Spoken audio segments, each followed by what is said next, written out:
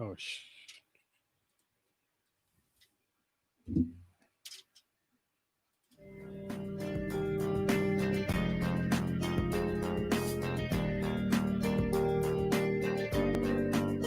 You are listening to Anything Goes with Mega Boss Dad and Creepy Corey.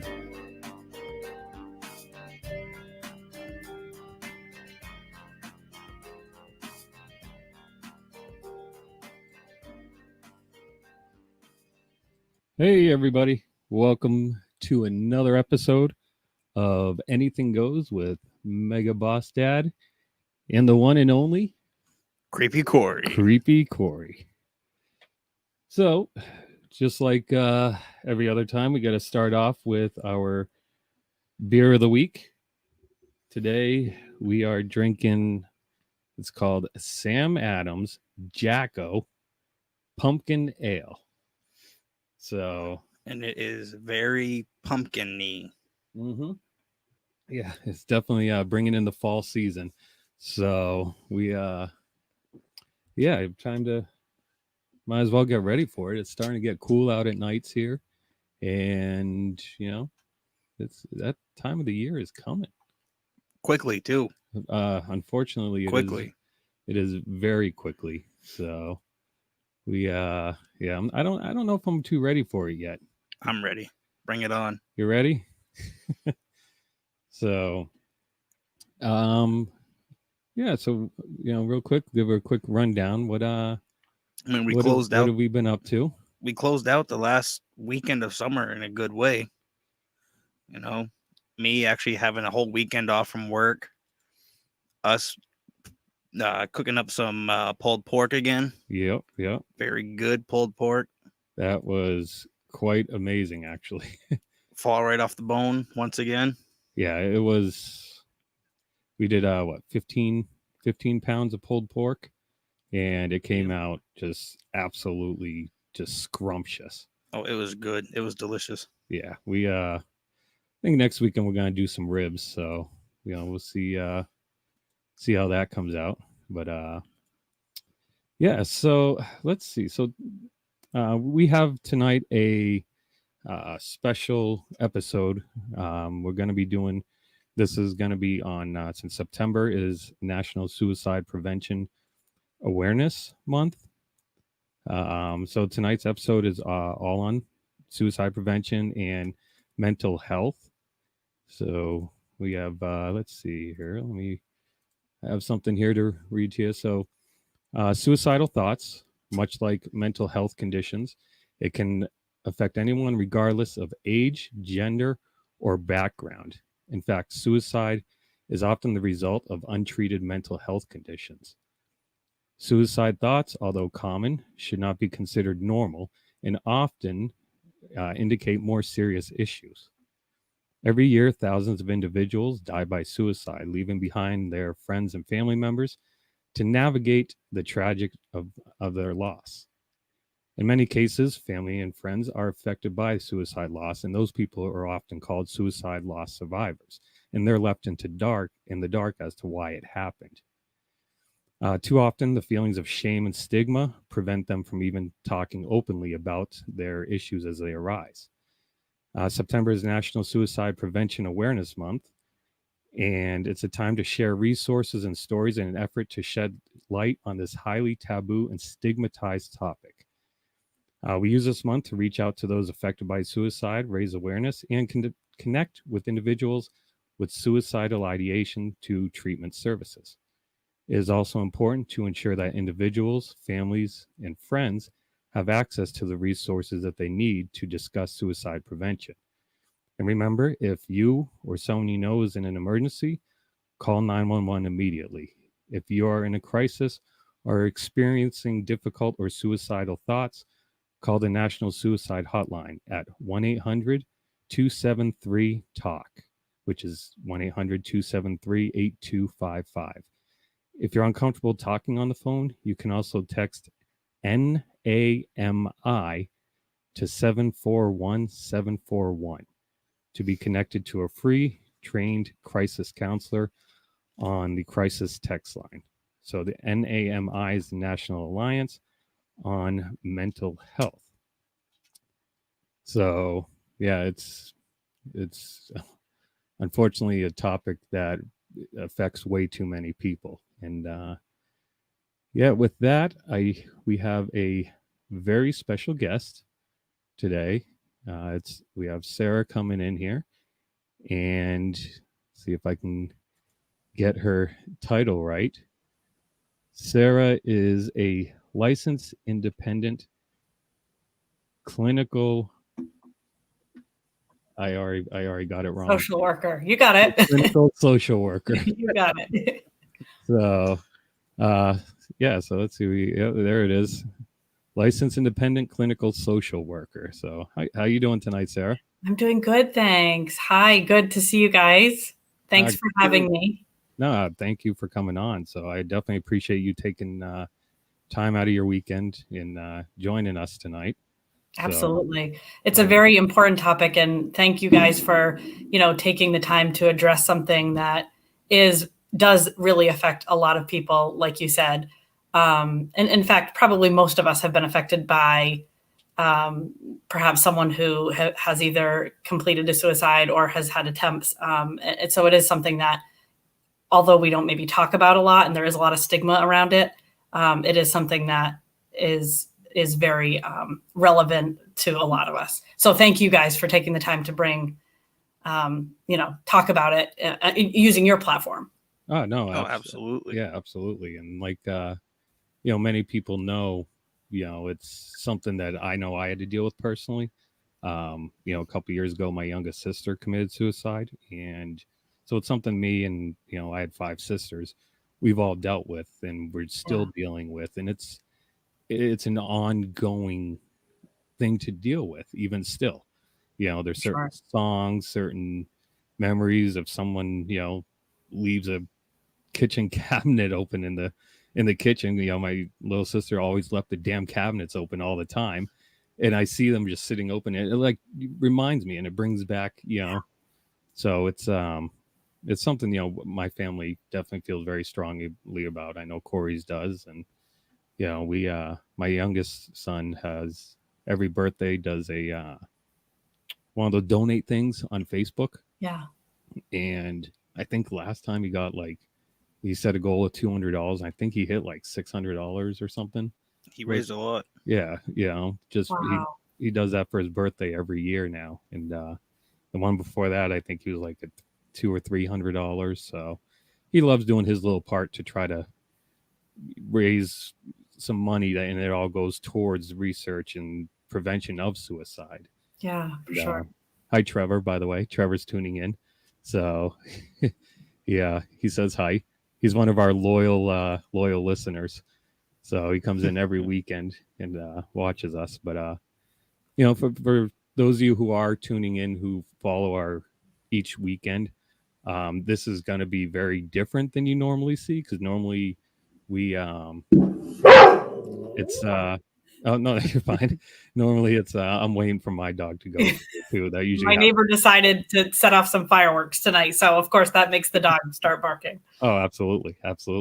And but yeah, normally we have a lot of fun and we're very I don't know what how does my wife say it? Basically a shit show.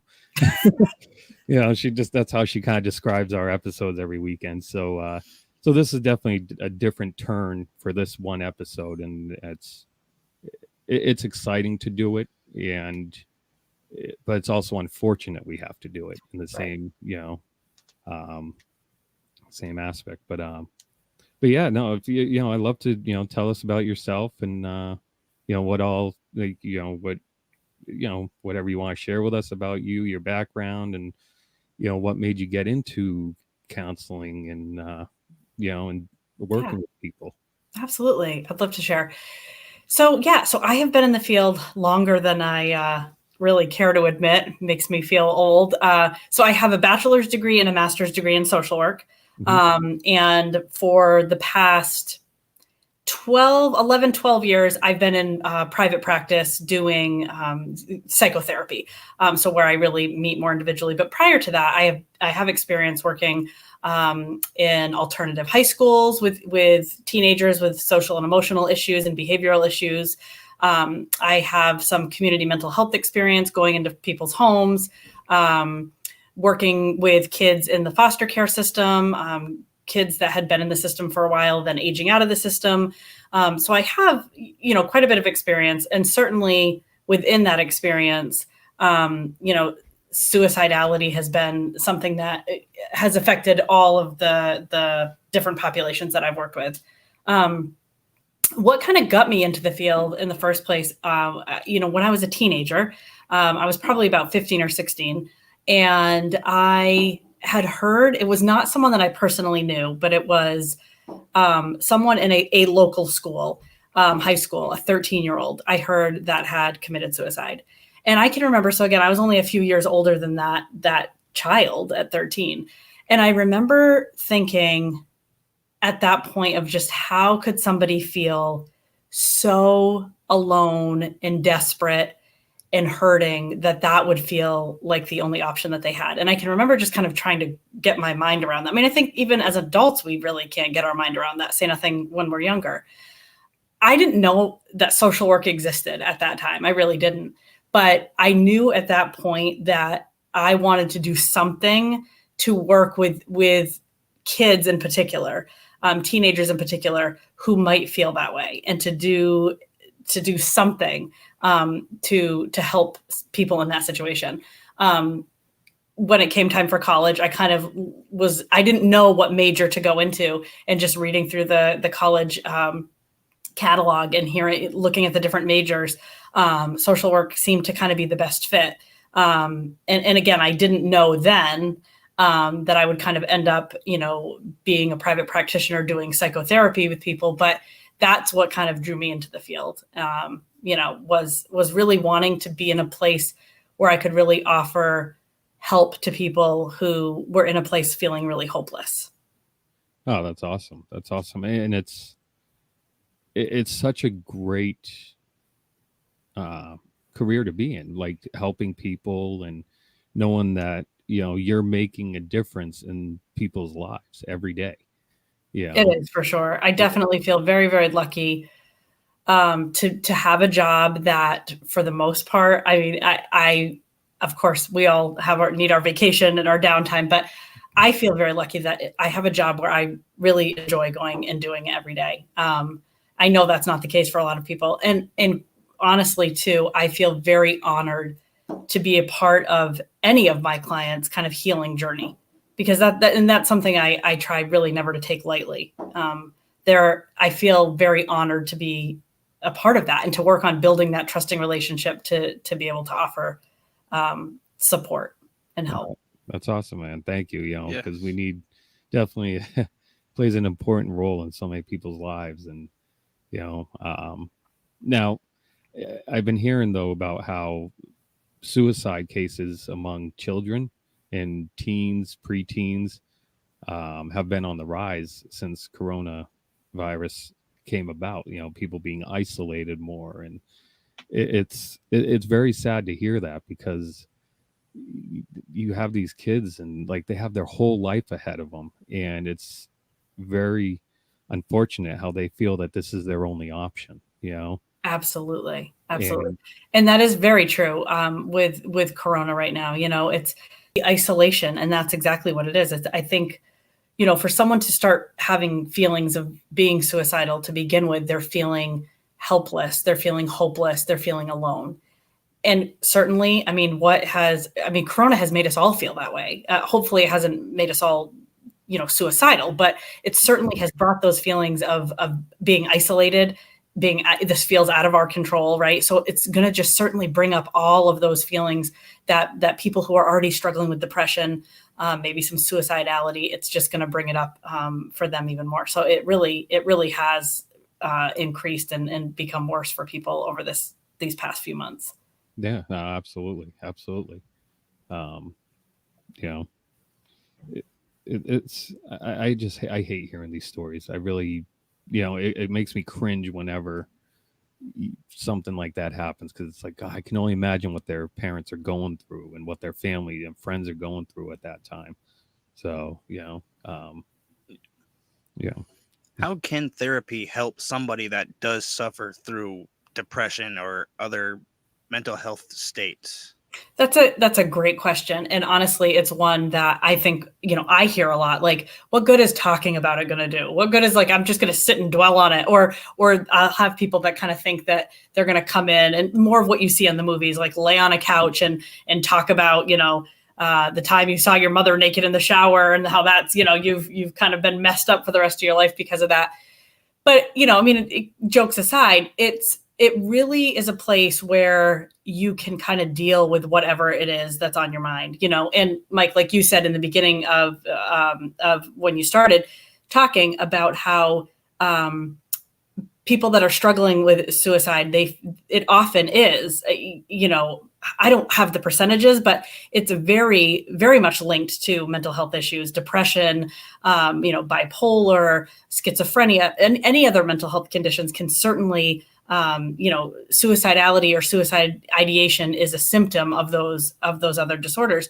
So going to therapy, you're really learning how to find a variety of ways to cope in more healthy manner than you're not, ideally, that you're not going to feel as hopeless, and that you have something else to look forward to skills. I mean, we work on very concrete skills too. I know I'm kind of talking in generalities, but we work on very concrete skills of when you start feeling hopeless, helpless, when you're starting to feel that despair, what are things you can do? And I'll write out plans with my clients and have it kind of detailed, reaching out to friends, family, going on a walk, listening to music, doing something artistic. I mean, it can be anything depending on the person. But the idea is that you kind of build that relationship with your therapist and learn what some of those skills are. And also, therapy is a part of it. Medication is also another part. Which is often very helpful in situations where people are really struggling with feeling hopeless and long periods of depression.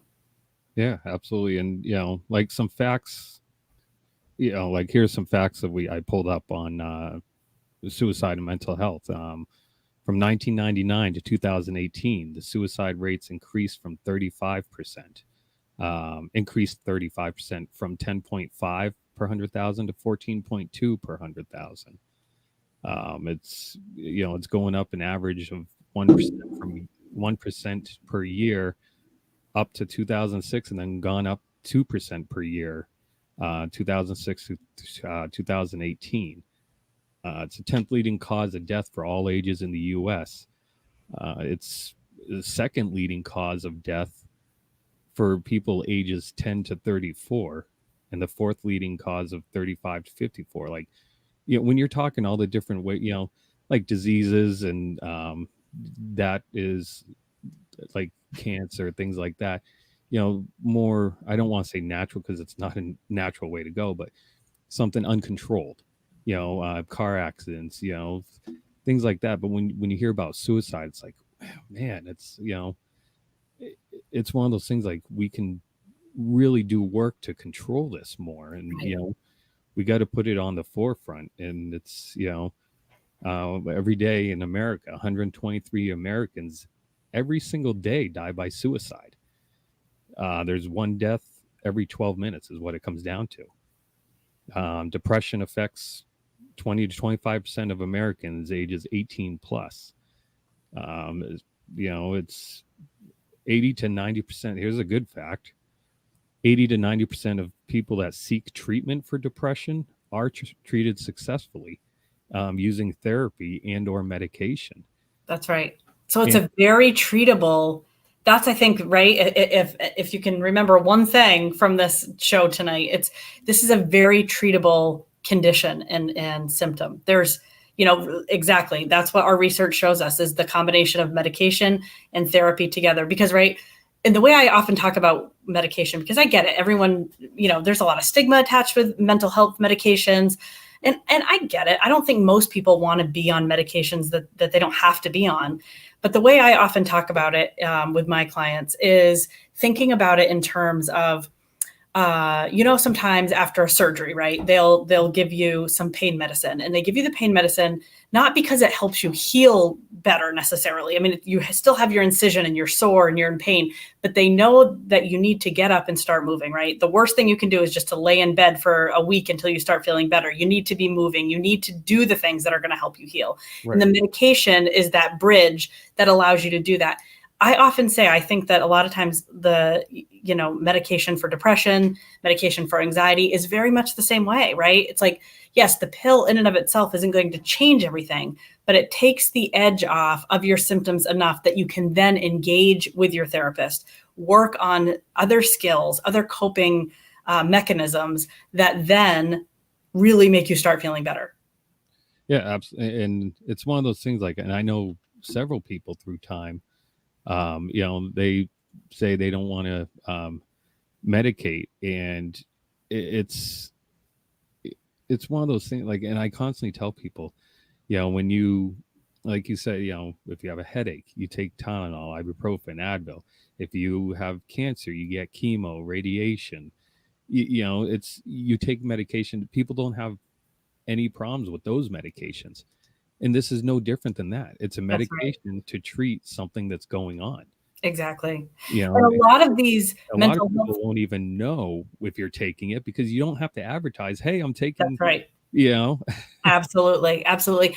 And the other important thing to remember and to keep in mind is that a lot of mental health issues, there's a genetic component. We don't know exactly. There's not a test you can take. There's not a blood test you can take that says this is the cause of your depression or this is why you're suicidal. But what we do know is that there's a genetic link. So you'll often see depression or anxiety, mental health issues run in families. You see that. So we know there's a genetic link. There's also, things to do with circumstances, right? I mean, some people unfortunately have been dealt really shitty hands and therefore they're depressed because of some of that stuff, Mm-hmm. So there's this combination of things that happen to us as well as a genetic piece, and you can't ignore, right? So going back to what your point, Mike, about that sometimes it's a chemical off in our brain. We don't have enough serotonin. The levels are not right. And the medication helps that get regulated. In the same way, right? If you're a diabetic, you're not going to say, no, I'm not going to take insulin. I'm going to pull myself up by my bootstraps and I'm strong enough to deal with this diabetes on my own. No one would say that, right? Right. Exactly. And it's fun. I just listened to, actually my wife sent me, because she knew with this episode coming up, she sent me a YouTube video on, it's from Polar Warriors. It's called Polar Warriors, and it's by the guy that does these videos. His name's Robert Whitaker, and he calls it Polar Warriors because it's bipolar, and he has all these videos about bipolar on there. And he was talking about how it works in the brain. Like he described, basically, he's like, your brain is a computer. And he's like, sometimes when you get a virus, which is your mental illness, it's like a virus in your computer. And in order to treat that virus, you have to get an antivirus, like the software, which is the pills. And, and it helps try to attack that virus to keep it at bay so it doesn't affect your computer from running correctly. And he has tons of videos on there about it. And it's all about bipolar. And as I was watching some of his videos, you can relate that to any mental illness. That's right. That's what these are. It's a chemical imbalance in the brain. Right. And it may not correct itself. So you have to kind of help something to balance it out. That's right. That's right. And a lot of these medications, especially kind of looking back at the antidepressants, a lot of them have been around for, 30, 35 years, and they're very safe and they're very effective. So, I mean, clearly I'm not a doctor and I don't claim to be, but right, these medicines are here for a reason. Exactly. Going back to the, when you take ibuprofen or Tylenol when you have a headache, right? And it's there. These things are there to help us, and we don't have to just suffer through it, Exactly. Trevor says he used to write and record music back in the day when he was going through a moment, and things like that are good, to Yeah. whatever helps ground you. That's help, right. That's bring right. you in. And Yeah. like what are there's a whole bunch of different things that you can do that help bring you in. Like Yes. I listen to music. Right. It really helps me is music. Music's a huge part of my life. People who know me, it's rock music, hard rock. And I was just recently at a show where I think I say recently, but it was probably about a year and a half ago. I went to a Disturbed show, and he had this long speech where it was all about mental health.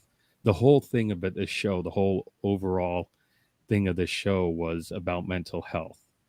And he did at the end of his like 4 or 5 minute speech, he said, I want to do actually, I think it was at the beginning of the speech. He said, I want to do something here, and I want you guys to go along with me. Let's just work with me on this. He said, everyone look at me, raise your hand if you've been affected by suicide or mental health or depression, addiction, or if you know somebody that has. And he told everyone to raise their hand. And he said, now look around. And I think there was probably 15,000 people, 20,000 people at this show. And when you look around, every single person pretty much in that place had their hands raised. And when you take that moment and you're in a room with 15, 20,000 people, and you're seeing everyone with their hands raised who've been affected by suicide, depression, anxiety, or they know someone close to them that has been, it's like, it's like, wow, it's like, holy shit, there's all these people everywhere that, and he says, take a look around. He's like, just look and realize that you are not alone in this. That's right.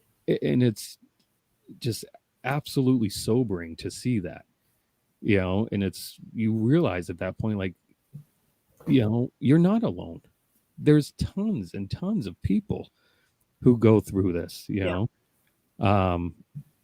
it's just crazy. What are some excuse me, what are some techniques that people could use when they're by themselves and they have these suicidal thoughts going on in their head?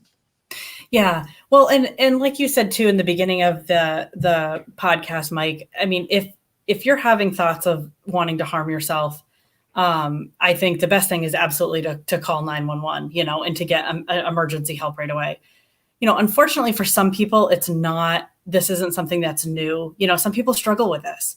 And so some things that you can do, if these thoughts are kind of creeping in, you don't have a plan, you're not in immediate danger, but you're feeling yourself kind of go down to that kind of dark place. That is where, like Trevor said, I mean, I try to tap in to a creative side with my clients because I think we all have one. I mean, sure, some of us aren't musical. Some of us might not be able to paint or draw, but we all have some way of being creative. I really believe. So I think that can be really effective. Sometimes writing and just even writing out your thoughts, even if they are, sometimes I'll set a time limit with people and say, if you're feeling in a dark place, sit and write for 10 minutes and just kind of get out every bad, disturbing thought you can. And then maybe you shred it when you're done, maybe, or then you kind of close the book and you walk away from it. And sometimes just the release of that can help. I think exercise can be a good one. I know this one we hear all the time, but going back to the brain chemicals, right? And when you exercise, when you're active, you release those endorphins, the serotonin levels, dopamine, all of those kind of feel good chemicals in our brain get released when we exercise and move.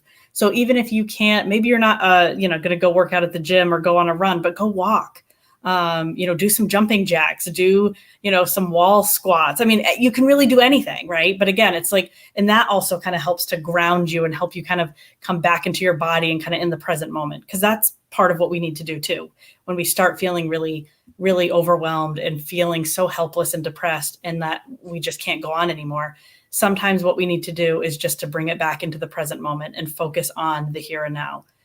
Each breath, one moment to the next, whether it is a song that helps us. or reaching out and talking to someone. And even if you don't necessarily feel like you can share what you're experiencing, sometimes just hearing another person's voice, just distract me, just tell me what's going on in your life, right? Sometimes that can even be enough to kind of just get us into a little bit of a better place. But I'm so glad that you put the National Suicide Prevention, the Lifeline, that number there, and the text. I've known lots of people who have used that over the years, and it's an incredible resource. Mm-hmm. Yeah, it has. I've called it once for someone I knew who I felt that they were going through an issue years ago, and I called that number. I said, "Hey, listen, because of course they talk to me. I'm like, it's not me. I'm concerned about someone else." And they took all the information of that person, their number and their address and stuff, and they reached out to them. And because sometimes, if you see someone going through it, or if someone's having an issue, maybe they're afraid to take that step. Maybe they feel ashamed, and which they shouldn't, because it's, the number, I always say the most important part of your body is your brain. That's the strongest part of your body, I feel, because that controls everything. Right.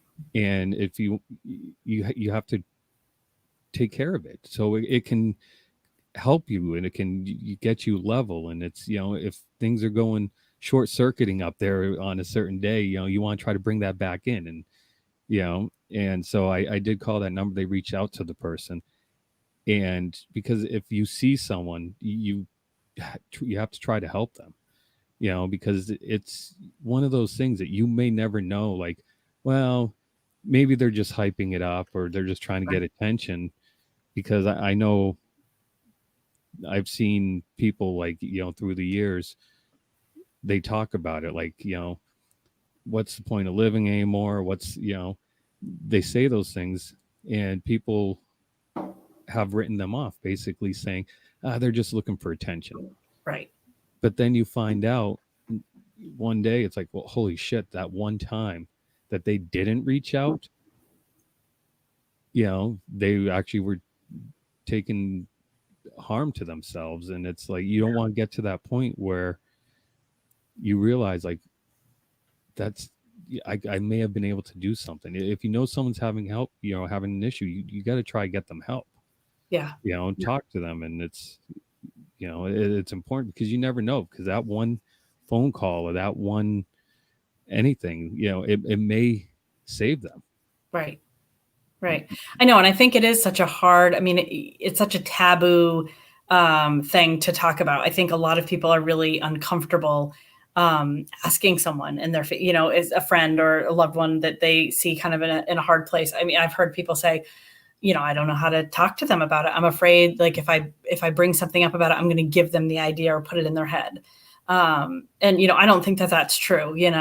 I think sometimes with suicide, it is a very hard thing to talk about. And I'm not trying to say that it's not, but, like, it takes some of the power out of it when we can talk about it, and we can, right. And I've seen this in my office all the time with my clients, that, again, it's like, sometimes it's just being able to admit and to say those words out loud. I'm having these thoughts, and, not that, and sometimes people do have to go to a hospital to be able to be kept safe, but sometimes it can be like, no, it's not that I'd do it, but I've never told anybody that before. I've never said that out loud. And sometimes saying it out loud and realizing that there are people there that can sit with that, right? And, like, obviously a trained mental health professional, should absolutely be able to sit with that.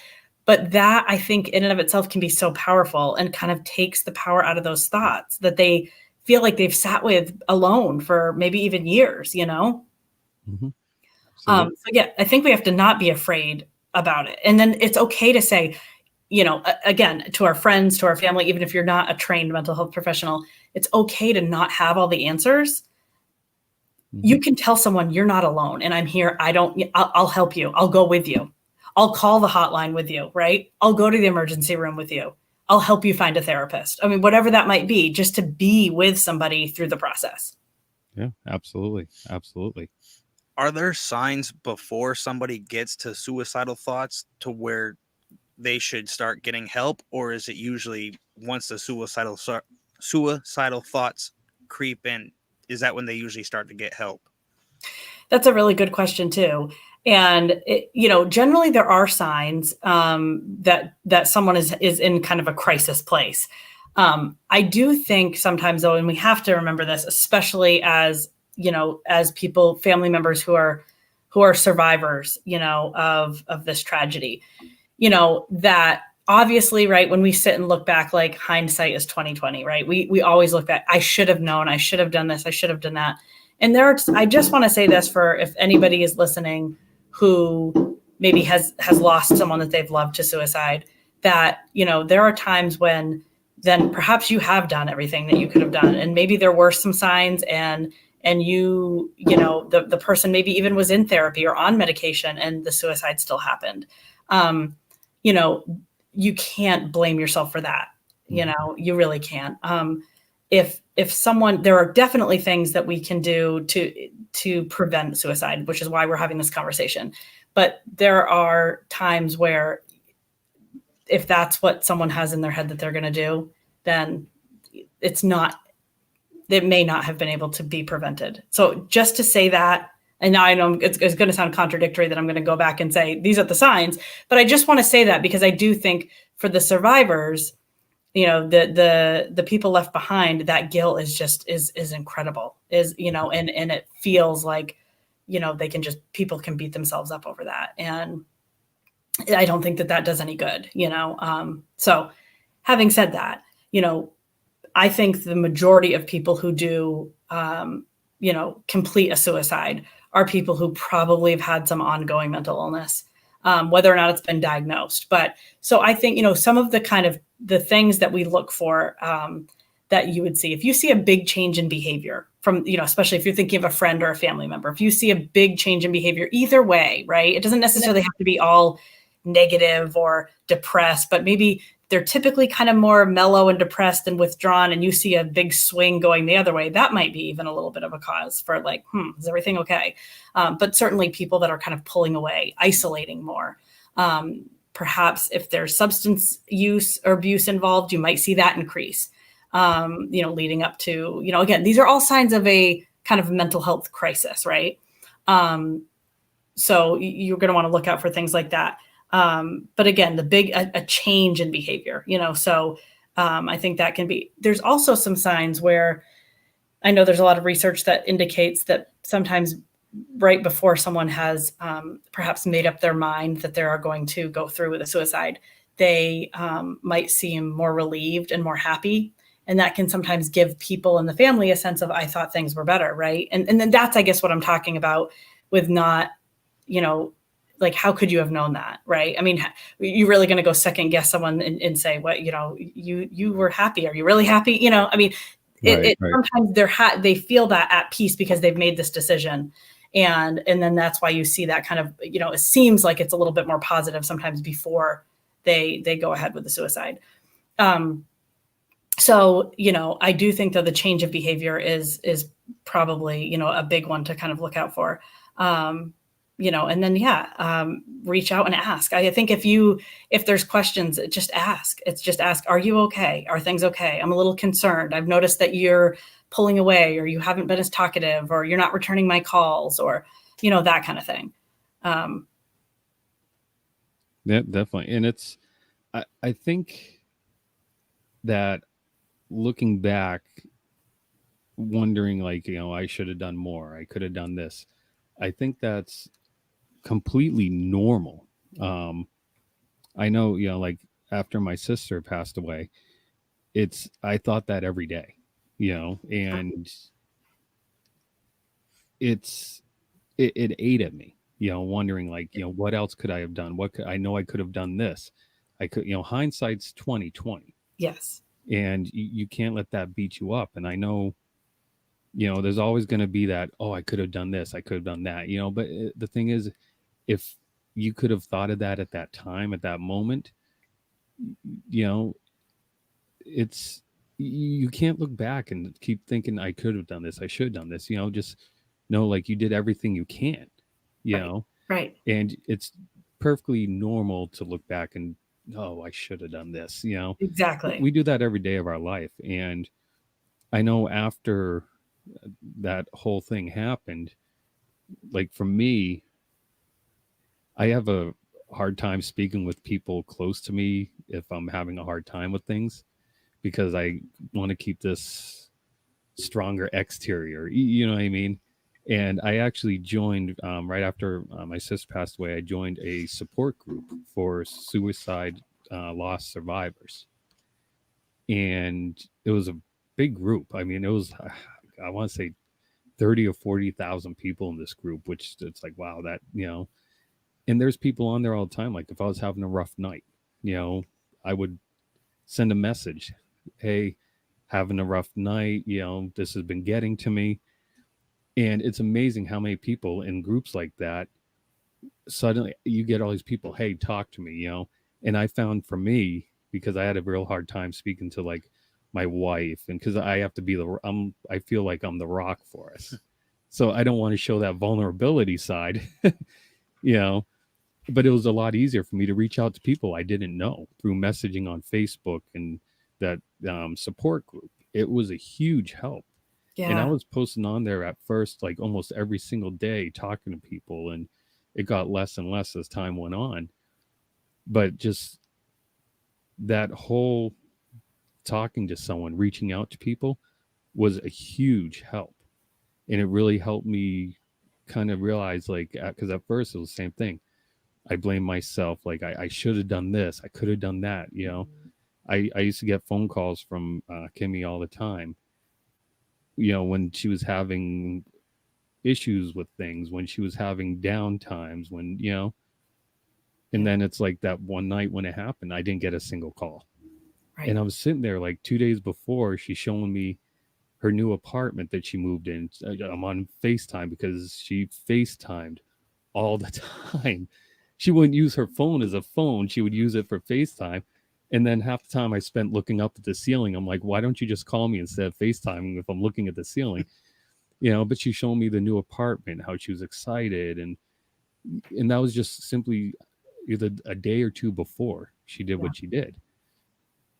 And it's like, what, and I sat there, I'm like, what the hell did I miss? Like, and that whole support of those groups, reaching out to them, was unbelievable help for me. Yeah. And it really helped me work through a lot of my own issues with everything that was going on with that, and I thought it was fantastic to have resources like that. Absolutely. And there really is nothing quite like connecting with people who know exactly what you're going through. Right. Exactly. And that's what was great about it, because, they just know what to say, they don't know what to say. Right. They tell you, just say, like, talk, let it all out, speak Exactly. freely. Right. Or they start sharing stories with you. And that's when you realize there's a lot of people that are going through this. That's right. And exactly. It's great to have those resources. And it's so much easier to get resources now than any time in the past. Right. And we got to utilize that. That's right. Exactly. For sure. What are some ways to be supportive of people that do have mental health issues? Like, how can you just be there for them, Yeah, that's a great question. And I think that sometimes we feel in our relationships with our friends and loved ones, I think we feel sometimes like we have to be like the fixer, right? Or like, oh God, I need to be able to make this better if someone comes and talks to me about something. And a lot of times, I mean, that's me all the way. Right? Yeah, it's a lot of us, I think. And I think that we've got to remind ourselves that just being with somebody is, I mean, if you think back even in any time, just think back for a minute, and any time that you were going through something really difficult. And if you think about the people in your life who really helped you, like what was it that was so helpful? Maybe, I mean, sure, right? If you're stranded on the side of the road with a flat tire and someone comes and fixes your damn tire, then yes, that's helpful. But when we're talking about, a time in your life where you're struggling with something, then it's something that people can't fix, heartbreak or the loss of a loved one, or maybe losing a job, or an illness. Like, people can't come in and just magically fix that. But if you, I guarantee probably that as we sit here and talk, it's probably the people who just were kind of there, and you knew that if you picked up the phone, they just were going to be there. It wasn't that they were going to come in and change the situation, but they were just going to be there. And honestly, that's really what people need, is just to know that they're not going through it alone, and it's okay to say, I don't have any words. Like, I'm sorry, you're going through this shit. Like, I can't change it, but I can sit here with you. And I know that sounds really simple, but it's huge. Mm-hmm. Just be a presence and just be there. Absolutely. Yeah. Absolutely. I think another thing to think about too is maybe something not to do or not to say is, I think I've seen, and I wish I had access to it, but I've seen this wonderful meme going around on social media over the past few years. And it's a little animated, kind of stick figure drawings. And it's talking about, if we talk to people about their mental health issues, the way that or if we talk to them when they were physically sick, if we talk to them like we do when they're when someone's struggling with a mental health issue, nobody goes to someone with a flu and walks in and says, why are you in bed and wiping your nose with your tissues and taking cough medicine? Just get out of bed and go to work, right? Like, but yet we say that to people who are depressed, like, just feel better, stop feeling sorry for yourself. Like, snap out of it. Just be happy. Right. I mean, we all probably are somewhat guilty of saying, like, just stop being sad. Right. Right. Exactly. If it was that easy, right? Like, nobody would be. No one chooses to be that way. Yeah. It's not a choice. It's right. Not, right. You can't choose how your brain's made. You can't choose what goes on in your brain. That's right. Color your hair, or right. Right.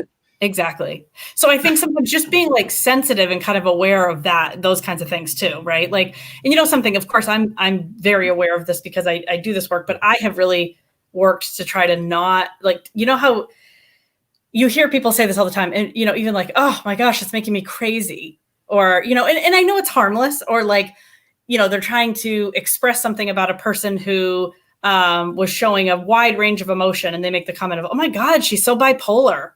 Like, those are really making light, right? Like, of things that aren't, like, we shouldn't be making light of. And like, you don't know who you're talking to. And by making a comment like that, like, you might be talking to someone who has, bipolar, or who has a depressive disorder or PTSD or something, Mm-hmm. And we say these things in kind of a joking, lighthearted way, but I try to really be careful about even just how we talk too, right? Because I think that can just make people either feel like comfortable, or like, oh, well, I'm mental note, like, oh, she just said that, and she probably isn't going to get it if I were to ever share something with her, And it's funny because, back long before my sister, I used to, joke around, like, so my sister, it was a gunshot wound, right?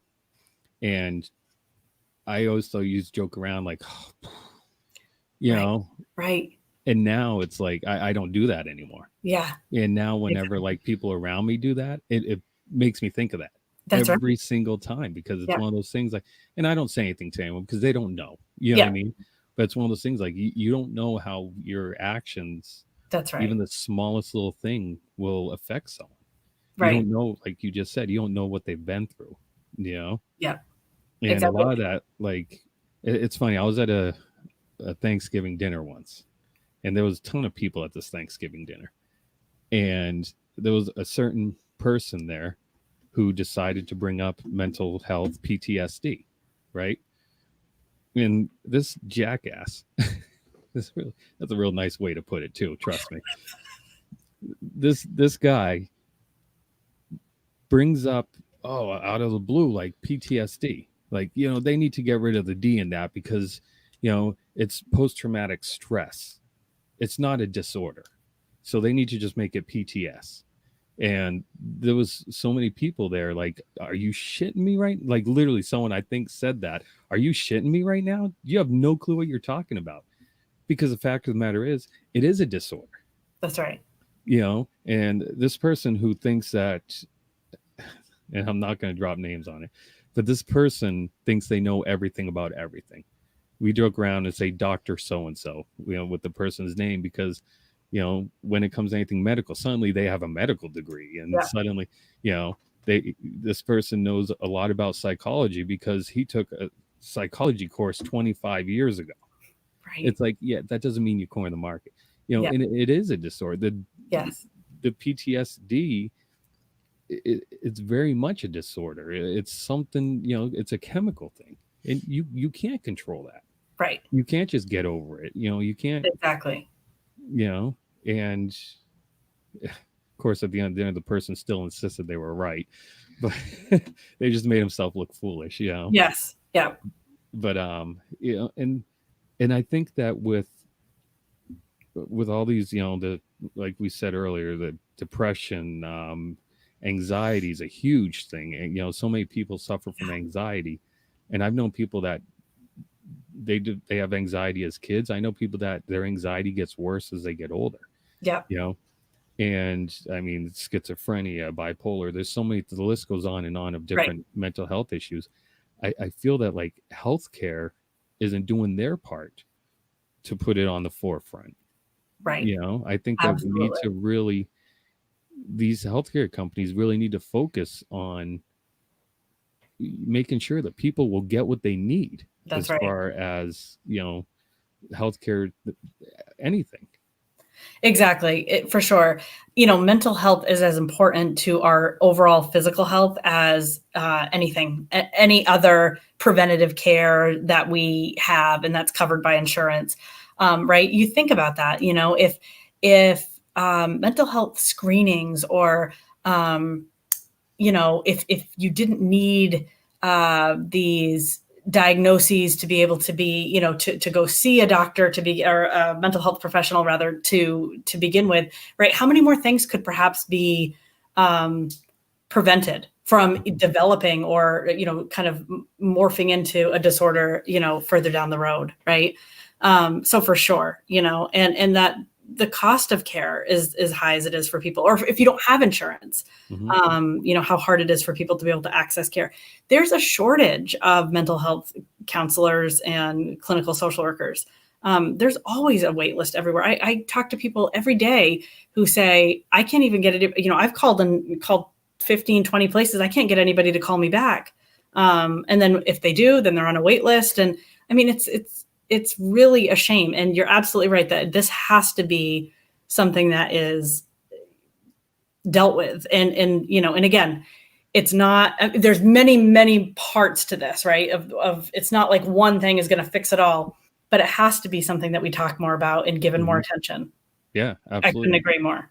And that's why, like, artists, and I don't remember the name of the song, Logic, the artist Logic. He came out, I think the title of the song was a suicide prevention number, wasn't it? It was a whole, and I remember watching an awards show. Yep. Where he performed this song, and this whole song's about, if I remember right, the whole song's about suicide, and that he had on hundreds of people. I think it was about 100 people or something that went on the stage with him. Do you remember seeing that? Did you see that? I do remember seeing that. There was 100 people or so on stage with him, of people that attempted suicide. Wow. And they, if I remember right, they even marked their bodies and how they attempted it. Wow. And they were all doing this song with him. And it was such a moving, powerful. And people like that, they're making songs about it. And it's like, I'm starting to see music stars really push the mental health and suicide. And being more honest with their own struggles with mental health, right? Exactly. And I know. And it's like, that takes a lot of bravery to step forward and say, I've got bipolar, or I have, severe anxiety and I've had to cancel tours. I mean, but, hats off to them, because there's no doubt that absolutely destigmatizes it for the rest of us. I mean, there's no doubt. So good for them for using their platform. you have people like Robin Williams committed Yes. suicide, and I know, he was huge loss, and Chester Bennington of Linkin Park. I absolutely love Linkin Park, Yep. and that one kind of messed with me a bit, and it's like you realize when you're looking back and you hear these stories now after the fact how depressed he was, Yeah. and his music, and when you listen, you would read his lyrics, and it's like his songs were all about him. And one of his bandmates said that his greatest asset was also his biggest enemy, Mm. because his asset was his song, his ability to write music, his ability to write songs, but it was his biggest demon too. Yeah. And in the end, it brought him down. And there were videos of him with his family and kids. I think they were playing that Bean Boozle game, the one where you taste the jelly beans and you'll get like rotten eggs. It's disgusting. But just hours before he killed himself, and he looked happy, he's cheerful, he's laughing, and then hours later he's gone. And I think things like him and Robin Williams and all the other people, it's really pushing to bring it to light more, because now you're having a lot of these high profile deaths that people could still be around. Right. And it's realizing, well, holy shit, we have a problem. It's like, well, yeah, this has been a problem for many years. Yeah. And that's why, I love seeing all these movements, and you see it a lot of places now, like Not Alone and You're Not Alone, and my story's not over, the semicolon, and Yes. Yeah. I think these are absolutely amazing things to see. And whenever I see stuff like that everywhere, it makes me feel good that this is happening. Like, it's starting to become more and more on the forefront, and it's, I know my kids' schooling, they're hiring an extra licensed therapist to come into the school and to be there for the kids, to make sure that through all this going on, that they have someone to speak with. And because I mean, like, my kids are my greatest asset, they're my biggest investment, they're my life, and I would love for them and their friends and everyone to have those tools to be able to go talk to someone, because sometimes they're not going to feel comfortable talking to me or my wife because we're the parents, and right. But and you'll have people in the schools that can see that, maybe they go around the kids, checking in on the kids. I think that's fantastic. Absolutely. And that's happening more and more, and it's a beautiful thing that's happening, and it's also an unfortunate thing that we have to do that, because it sucks that we have to even worry about this. I know, but it is great that they are it's being modeled for our kids, of how that it's okay to talk about this. It's okay to talk about your feelings, and right. And I think for many of us, again, I'm kind of dating myself here, but that wasn't the way it was when we were kids. It was like, no, you keep your problems to yourself, and you certainly don't air any of the family's dirty laundry, and in school or anywhere else. And it was, it's this kind of, secret, again, you don't talk about it, you don't share, and I feel like there is more focus on that, and how to help kids talk about big emotions, and that's key. It really is. Absolutely. You got to talk to kids about this, and you don't want to sweep it under the rug, because there's so many kids that you hear stories that they do something and they take their own lives, and parents are like, we had no idea, we didn't know. And it's like, take that time, talk to your kids. That's, if they feel that they need help, get them help. I mean, it doesn't make them feel that it's okay, it's perfectly normal to not feel normal. Yes. Because that and I also think that we can't have a conversation about suicide and preventing suicides without talking about substance abuse.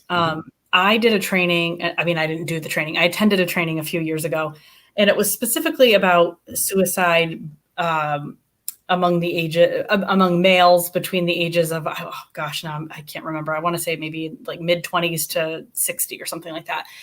And one of the main components that was the greatest risk factor was substance abuse of some issue. Now, we're not talking heroin addicts. We're not talking, hardcore drug users, but we're talking alcohol.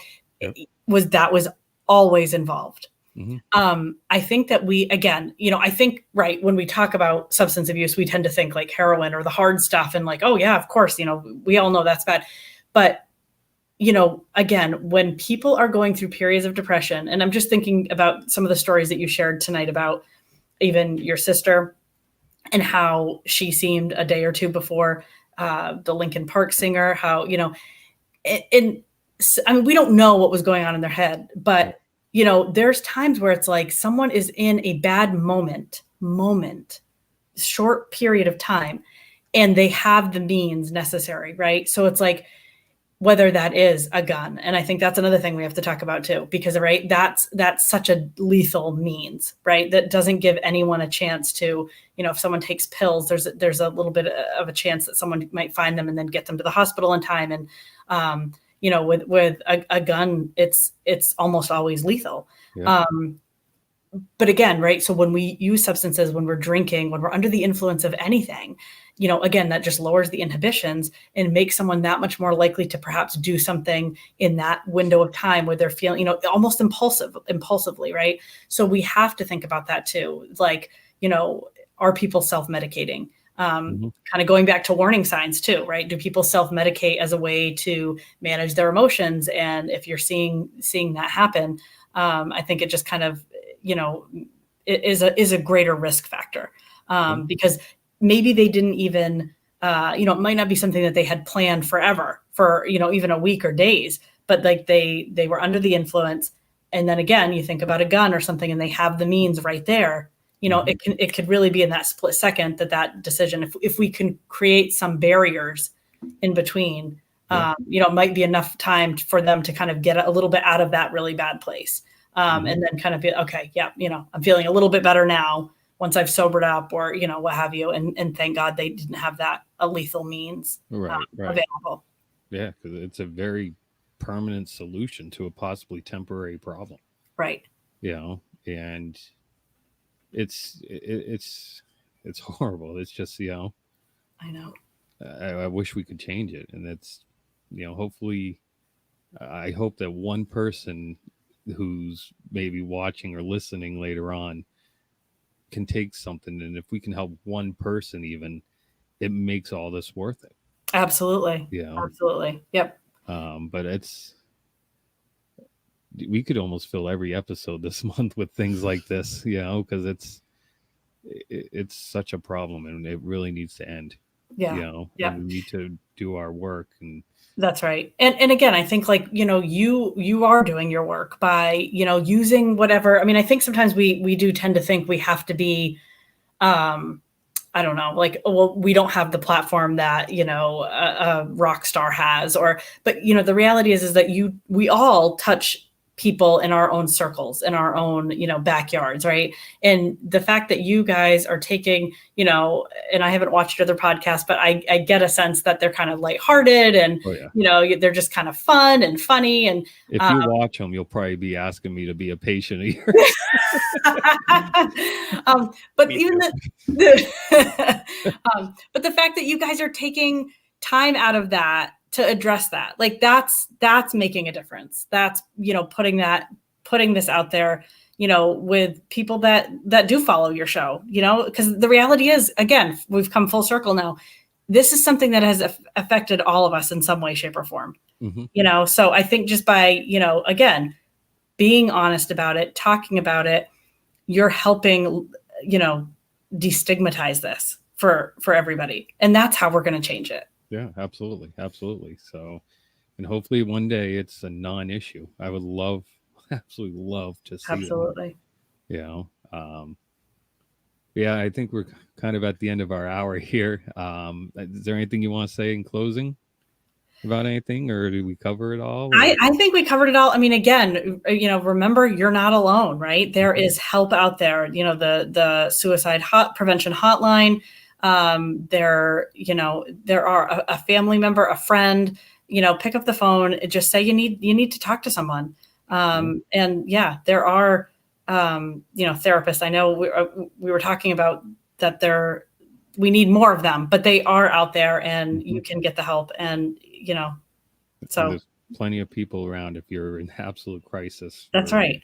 Yeah. That's absolutely right. For sure. Reach out and ask someone, talk to someone, and, there's people there for you. Even us.